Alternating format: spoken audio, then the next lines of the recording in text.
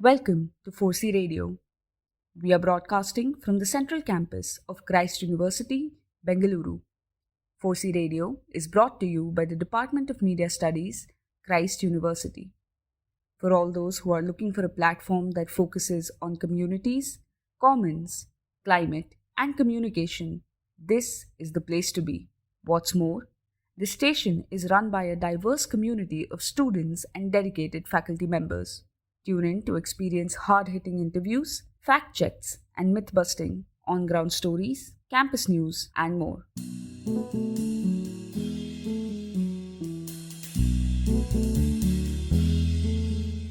Today, we bring to you an audio documentary created by our student reporters Shinjini and Shivangi on the partition of 1947 that resulted in displacement, loss of life, and immense grief for hundreds and thousands of families on both sides of India and Pakistan.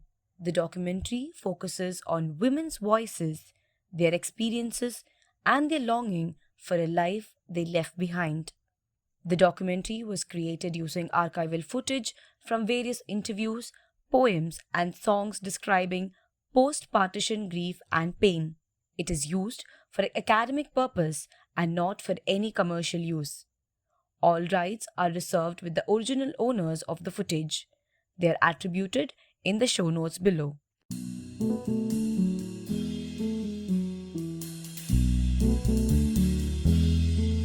When we look back at 1947, the history books often speak of political treaties, borders, and the birth of two nations. But behind the maps and the speeches lies a more intimate, often silenced history. This is the history of the women whose lives were fractured by the stroke of a pen. Through oral testimonies, literature, and art, we explore the gendered pain of displacement in Bengal and Punjab. Hi, I am Shinjini Chaturvedi, And I'm Shovangi Biswas. and today we bring you a journey through a landscape of memory, trauma, and the echoes of a divided land. This is the invisible voice of partition. Essentially, at the stroke of the midnight hour, when the world sleeps, India will awake to life and freedom. 1947 came into the Indian subcontinent with a wave of hurrahs, despair, and pain, while a part of the nation rejoiced at the birth of an independent India. Punjab and Bengal burned. Cries of families broken apart by dotted lines tore through the city. The imprints of empty houses, crowded trains, bloodied alleys, and displaced shoes lie in the waking dreams of millions that saw partition unfold before their eyes.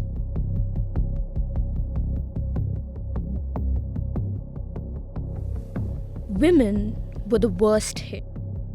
Lines drawn by men in power cut through cultures and homes, and their lives post partition became emotional wars waged without weapons. These women speak about their resounding trauma through oral histories and through art. They speak about the irony of joy fractured by tragedy, of memories that survive only as metaphors in songs, in cinema, books, and aching recollections. Goinar Baksho, which traces the journey of a young Bangladeshi bride, ends with a haunting question. Why must women abandon their lives and identities for a nation shaped by unfulfilled dreams and promises? Somlata কুয়াশাবৃতা নদীর ওপারে Shomlata, ঘন কুয়াশায় across the river, in the midst of an intense fog, did you come to pluck the flowers of mist? There lies a vast space dividing the waters. A vast space divides you and me, divides the two Bengals. Is that why you crossed over? The girl from across the river, leaving a world, a life far away, ওপারের মেয়ে Is that why you crossed over? সব কাজ ফেলে Do you wish to weave a bridge with this foggy air কুয়াশা between you সেতু and me? বাঁধবে বলে? Is that why you crossed over?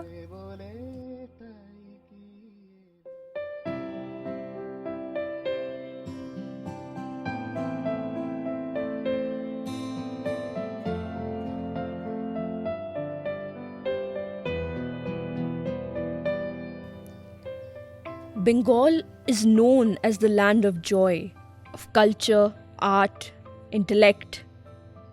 Yet Bengalis remember a time when their unified culture hung by a fragile thread. That thread was snapped in half as the land was divided by barbed wire.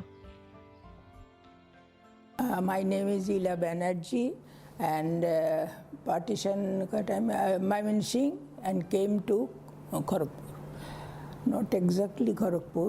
First 6 months in Jamshedpur, then Kharagpur.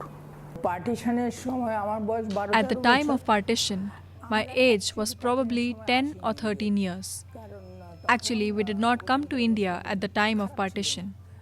This is because at the time the situation over there was not that bad. The kind of riots you found in western Punjab were not happening there at the time in Mymensingh. So my father was wondering whether to cross over or to stay. Their jobs were there, all of that. So we used to live in a lot of fear. We were going to school, but we were scared. In 1950, one day I went to school. The teachers asked us to go home because the situation in town had worsened. Till it improved, to not come back to school, they said. That day after I came home, I never got the chance to go back to school. After that, the condition in town became really bad. My father used to go to college since it wasn't very far, but we still feared whether he would return home. There were stabbings here and there. At night, there were fires. So we lived in a lot of terror.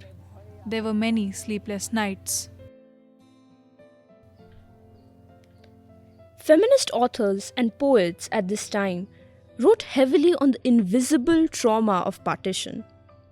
They wrote how even such pain was heavily gendered. Jyotirmoy Devi, a Bengali author and poet, writes in Epar Ganga, Opar Ganga. Suddenly, in the hitherto straight path of my life, there was a complete break, a line that cut deep, and immediately life lost all its familiar aspects.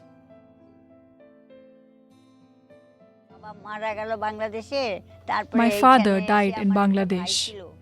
After we arrived in India, my brother died. After that, my mother lost her sanity. She went completely insane. Then, well, I was the eldest. The whole responsibility fell upon me. I live with my sister. She is disabled, blind, and mentally unstable. We have been living together since we arrived here.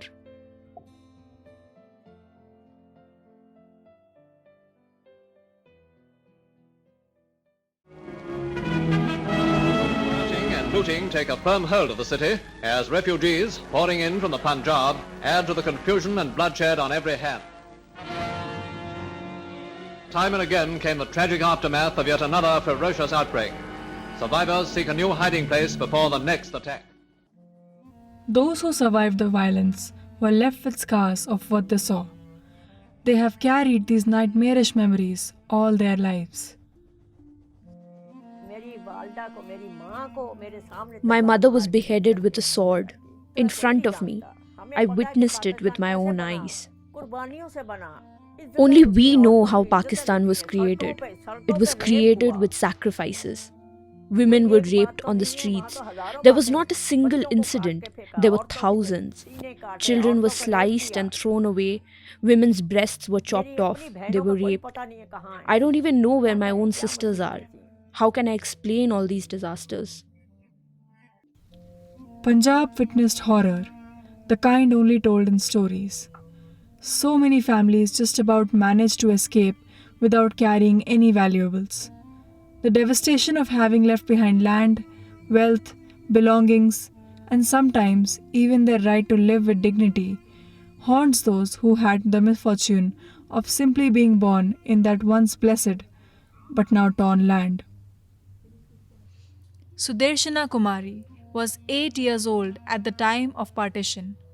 She speaks about a deep pain that marred her childhood when she had to leave her beloved dolls behind. She sings about the loss in the form of a haunting folk song.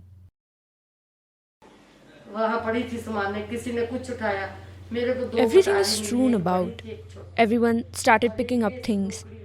I found 2 pataris, one big and one small, and one sandukri, which had fallen on the floor open. I felt so happy thinking I would fill the pataris with my dolls, clothes, and put all of the dolls inside it. I started crying, then thinking about how I had left all my dolls behind. Then I thought I would go to Hindustan and keep my dolls in it there, as they say.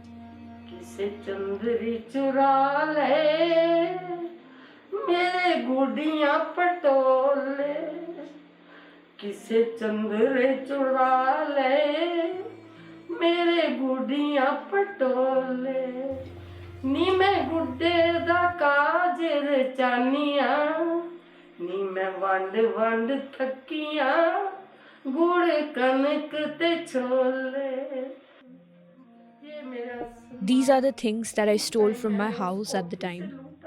I used to keep my dolls in this till I was in 8th class. Then when I got married, I brought it with me. My sisters each took one patari from me as gifts, but I kept this one safely for myself.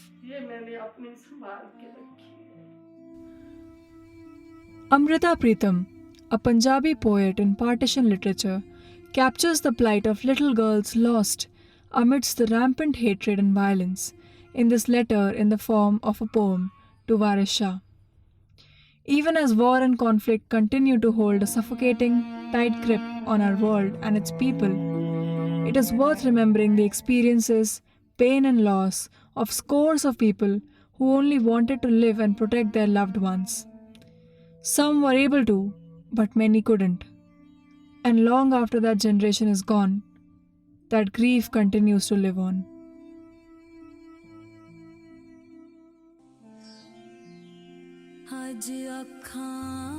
Today I implore Waris Shah to speak up from his grave and turn over a page of the book of love. When a daughter of the fabled Punjab wept, he gave tongue to her silent grief. Today 1,000,000 daughters weep, but where is Waris Shah to give voices to their woes? Arise, O friend of the distressed, see the plight of your Punjab. Corpses he's strewn in the pastures, and the Chenab has turned crimson. Someone has poured poison into the waters of the 5 rivers, and these waters are now irrigating the land with poison.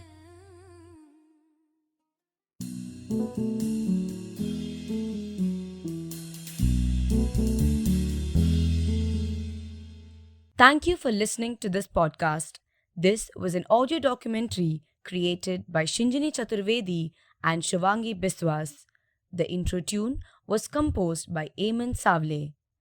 This episode uses archival footage from Prasar Bharati Archives, Partition Museum Amritsar, Newsreel Asia, The Guardian, and songs by Arnob Mitra, Amrita Pritam, and Rupankar Bagchi.